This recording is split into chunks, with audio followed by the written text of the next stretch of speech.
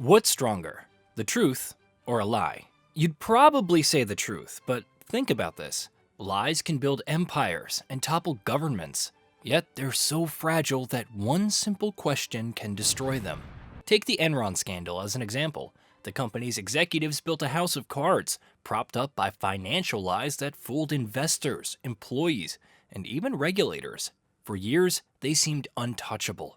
But when investigators started asking basic pointed questions, questions like, how are you actually making money? The entire facade collapsed. It's not just corporations that crumble under scrutiny. Think about your own life. Ever caught someone in a lie? At first, it's seamless. They're confident, the story's watertight. But something doesn't sit right. So you ask, wait, can you explain that again? And there it is, a pause. That's when the cracks begin to show. They fumble, and suddenly, the invincible story collapses. Lies rely on momentum, disrupt it, and they fall apart. Lies feel powerful, yet they're incredibly fragile, but they're also deeply human. Nietzsche once said, sometimes people don't want to hear the truth because they don't want their illusions destroyed. Lies aren't just told to others. They're shields we use to protect ourselves. Think about it. How often do we lie to ourselves? Maybe it's telling yourself you're in control when everything's falling apart, or convincing yourself you're happier than you actually are. Lies cushion us from truths that feel too uncomfortable to confront. They let us hold on to the stories that we cling to about who we are. So, what does this paradox in dark psychology tell us? That human nature is a battleground between comfort and clarity, between the stories we cling to and the truths we fear. Lies are powerful because they play to our deepest desires, but they're fragile because, deep down, we always know the truth is waiting. The real question is, when the moment of truth finally arrives, will we cling to comfort or dare to face reality? Influence feels like autonomy. How do you get someone to do what you want without them realizing it? Here's the secret. The best way to influence someone is to make them feel like they've figured it out themselves. Think about the phrase, you probably already know this. It works because it shifts the power dynamic. It flatters the other person, making them feel smart, capable, and most importantly, in control. Think about that friend who always suggests where to eat, but somehow you end up at their favorite spot. They know exactly what they're doing. Or the manager who makes you think their new idea was your idea all along. Elon Musk is a master of this paradox. When unveiling Tesla's Cybertruck, he didn't just sell it as a car. He made people feel like they were joining a revolution. He didn't tell them to buy it. He made them want to buy it, as if supporting his vision was the idea all along. This technique taps into one of the deepest paradoxes of human psychology.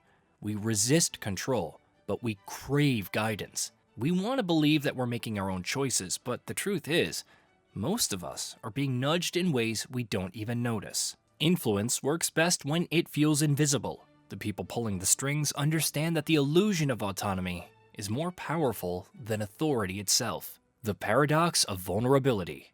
Why does showing your flaws make people trust you? The quickest way to build trust is to admit your mistakes, share your fears, open up about your struggles, and people will instinctively feel closer to you. Vulnerability is disarming. It lowers defenses and creates connection.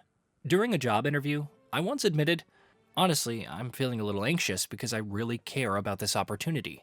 I thought I'd ruined my chances, but instead, the interviewer smiled and said, I get nervous too, even on this side of the table.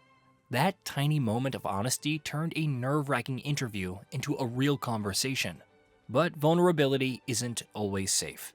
Take Edward Snowden. When he exposed classified information about government surveillance, he revealed not just secrets, but his own fears and flaws. He knew he'd lose his career, his home, and his freedom.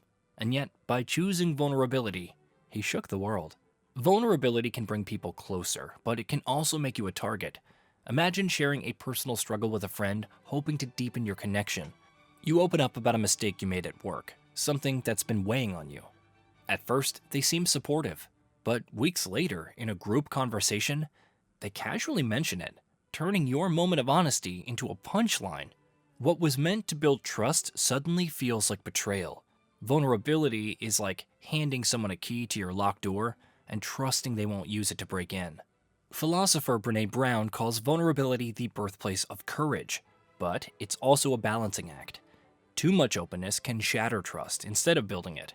The challenge is not just knowing how to be vulnerable, but understanding when and with whom to share. Silence is loud. You ask someone a tough question, and instead of answering, they just wait. The silence hangs, heavy and uncomfortable. It's almost unbearable. Before you know it, you're the one talking, explaining, confessing, overthinking. That's the paradox of silence. It's not empty at all. It's full of pressure, a vacuum that pulls out thoughts and truths you didn't intend to share. Oprah Winfrey understood this better than anyone. In her interviews, she didn't just listen, she waited. Her silence wasn't passive, it was active. By simply waiting, she created a space where her guests revealed their deepest vulnerabilities. But silence isn't just a tool for uncovering truths. It's a tool for understanding yourself. When was the last time you sat in silence? No scrolling, no distractions, just sitting with your thoughts. It's uncomfortable, isn't it? We fear silence because it's loud. It forces us to confront the truths we've buried, the thoughts we avoid, and the realities we'd rather ignore. Silence reveals what's hidden, and often, what we need to face the most. In dark psychology, silence is both a weapon and a mirror. It can expose the vulnerabilities of others, but it also reflects our own. The Paradox of Flattery. Flattery is a double-edged sword.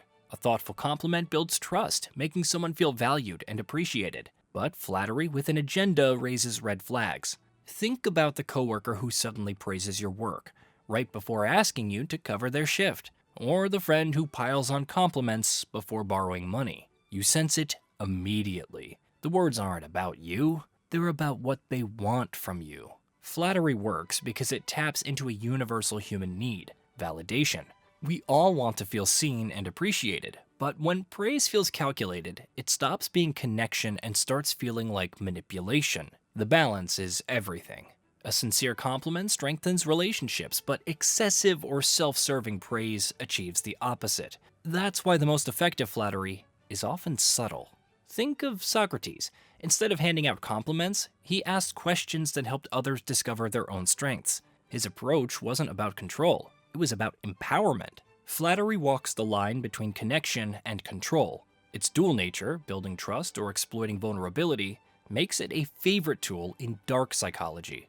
Manipulators thrive in this tension, using praise to disarm while quickly taking control. Understanding this paradox doesn't just protect you from hidden agendas, it sharpens your ability to see the subtle power plays in everyday interactions, where the words that uplift can just as easily undermine. Cognitive dissonance. You buy an expensive gym membership, convinced it'll change your life. Weeks go by, and you've barely gone. Deep down, you know it was a waste, but instead of admitting it, you convince yourself, just having the membership makes me healthier. This is cognitive dissonance, when actions and beliefs don't align. Your brain rewrites the story to protect you from discomfort.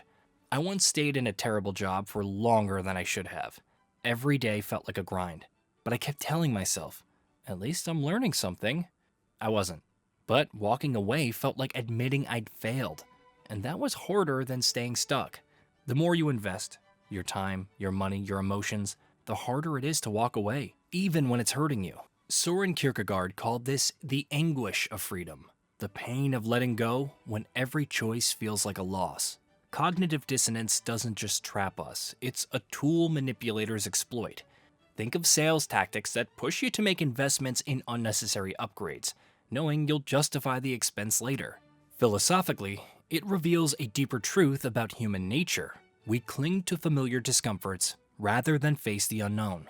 Nietzsche's concept of eternal recurrence asks us to confront this. If you had to live the same choice over and over, would you keep justifying it, or would you break free?